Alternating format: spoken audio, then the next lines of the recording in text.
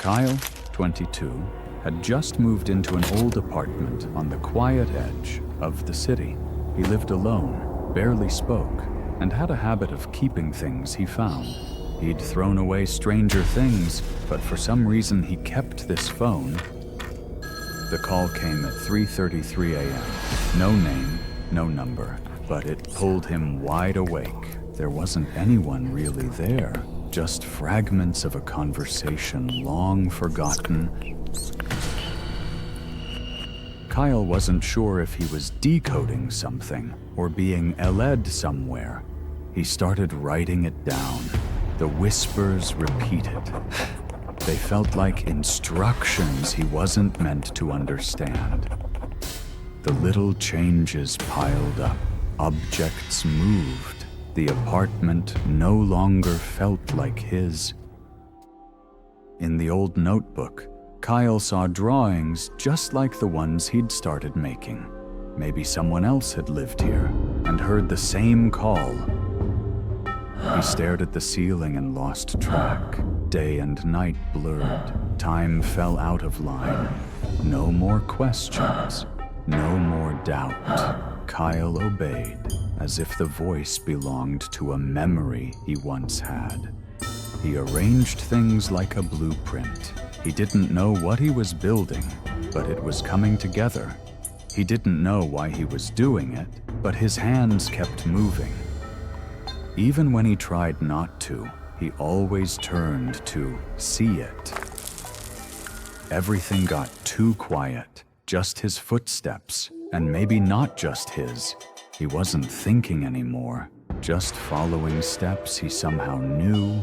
Reflections began to shift, and he wasn't sure what he was seeing was real. He didn't remember buying candles, but they were there. No one moved the pictures. The apartment adjusted itself.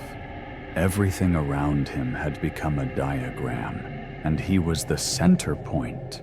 The apartment no longer looked like the place he'd moved into. Everything seemed to be getting ready for something even he couldn't name. Kyle stood by the plug. Part of him wanted to pull it, but another part wanted to see what would happen if he didn't. He sat down without thinking. No instructions, no whispers, just the sense he was exactly where he needed to be.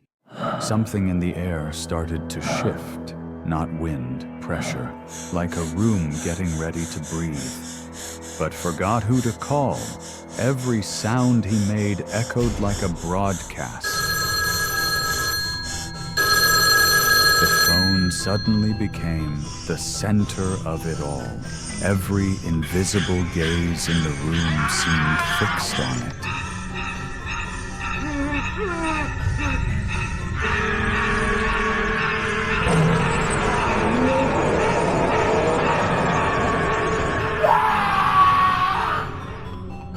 The apartment went still again, but beneath the floorboards, something kept calling. Somewhere else, someone else was ready to listen, and the phone, never disconnected, began to dial again.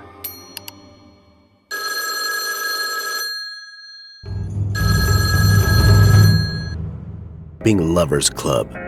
Since then, they have always been together. At the end of October 2021, the couple went camping together in a remote and out-of-the-way area to celebrate Jack's new RV. Are you sure you know the road? It's been 3 days on the road, but Lucy and Jack haven't arrived at the destination yet. The place is deep in the woods and was barely discovered, so it's quite hard to find the path. "Yeah," Jack said in a certain voice. According to his plan, they would be there in 30 minutes. The luxuriant trees spread out almost to the middle of the lane. It's so dark that it's even harder for Jack to see. Suddenly, both Jack, Lucy, and their belongings go crazy. They've just crashed something very big. Jack quickly pushes the brake. The wheels slip a long way. What the hell was that? Lucy screams while Jack sweated with fear. It looks like a human body. Lucy freezes when she hears from Jack.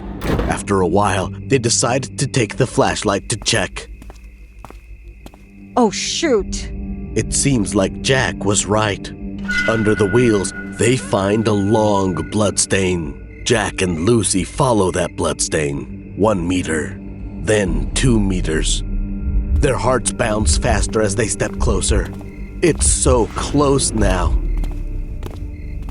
I think it's alive, Jack said. At that moment, the body suddenly jumps and scares the couple startled.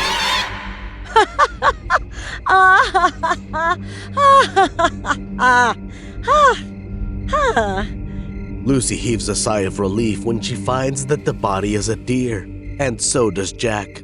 For a moment, he has thought he would go to jail. Wait, this deer looks so strange. Lucy sits down to see the deer better. It seems to be heavily injured before the accident. Its body is covered with blood, and the guts are coming out. The accident can't do that to a deer. But Jack doesn't care. He hastily says, "Let's get back to the van. I can feel that we are almost there." Lucy listens to Jack, gets back to the van, and they start the van. After moving for a while, they suddenly see a strange man who is asking for a ride.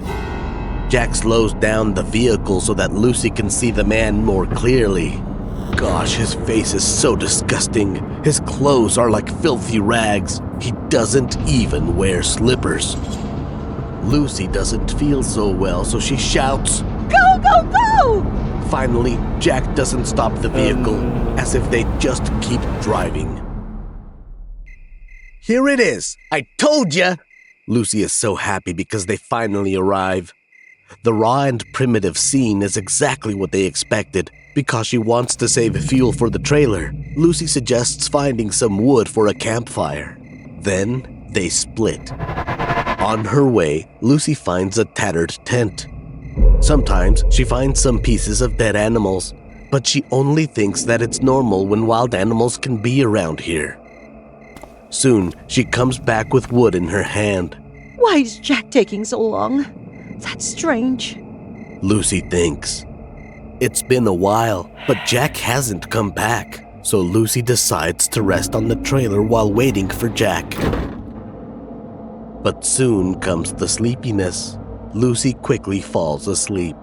Lucy has no idea how long she has slept, but suddenly in her dream, she hears someone mumbling and rummaging in the trailer. Jack, you're back? Uh-huh. Lucy hears Jack's answers, so she keeps on sleeping. But then, suddenly, after a while, she smells a stench. More wondrously, her face turns itchy and wet. Lucy slowly opens her eyes. What is in front of her eyes is freaking her out. A few centimeters away from her face is a disgusting face. His eyes are glazing over as he's staring at her. His mouth is red and his drool splatters. At this moment, Lucy realizes the itchy and wet feelings on her face were from his licking. Lucy panics. She pushes the man and runs to the door. Lucy runs into the woods. In the dark, she hears the man's steps as he is right behind. Lucy keeps running and running. Suddenly, she trips over something that makes her fall down. Lucy looks around and finds her surroundings sticky, slimy, sloppy. When her eyes get used to the dark, she dazes. Jack, are you okay? But Jack doesn't move. Jack? Lucy looks down. Jack's guts are all out, like he has been ripped off. Lucy is so shocked that she doesn't even realize the psycho has been behind her. Join your friend.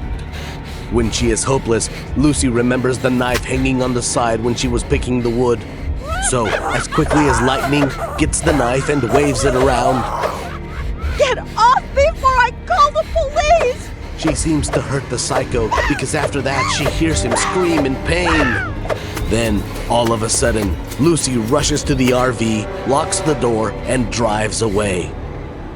The RV runs on the road, quickly leaving the freaky area behind. Lucy's hands are shaking and her heart is pounding. Her head is full of questions. Who is that psycho? Why did he kill Jack? And at that moment, for no reason, Lucy recalls whispering in her dream. But this time, the sound is clearer than before. Slow down. Slow down. Slow down. Subconsciously, Lucy steps on the brakes, but the vehicle goes even faster. That's when she realizes that she has lost control. The trailer car kept running in her desperation.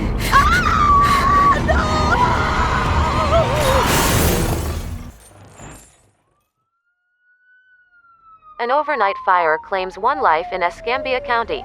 According to police, crews were called out to the crime scene just before 1 a.m. The cause of the fire is still under investigation.